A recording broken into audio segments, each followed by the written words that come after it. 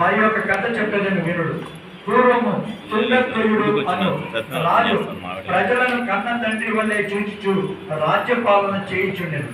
ఆ తుంగత్వయుడు ఒకనాడు అరణ్యమునకు పోయి అనేక జంతువులను సంహరించి తిరిగి ఇంటికి వచ్చుచు మార్గములో ఒక మారేడు చెట్టు కింద గొల్లలు బంధువులతో కూడుకున్న వారై వ్రతము చేయించుండుట చూసి మనోగర్వముచి అక్కడ ఉన్న స్వామికి నమస్కారమైనను చేయకపోయాను. తరువాత ఆ గొల్లలు ప్రసాదమును తెచ్చి రాజు ముందర ఇచ్చి మరలా పూజాస్థలమునకు పోయి అందరూ భక్తితో ప్రసాదమును భుజించి ఆ రాజు ఆ ప్రసాదమును భుజింపకనే తన నగరమునకు వెడలిపోయాను. అందులకు సత్యనారాయణ స్వామికి రాజుపై ఆగ్రహం వచ్చెను. అందుచేత ఆ రాజు యొక్క 9 కుమారులు చనిపోయి సకల సంపదలు హరించిపోయాను.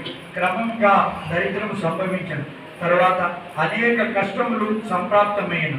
ఇది అంతయు చూసి రాజు తనలో తానిట్లు తలపోసెను. ఆహా, గొల్లలు ఇచ్చినారని నీచముగా భావించి స్వామి ప్రసాదమును భక్షింప తిరస్కరించింది.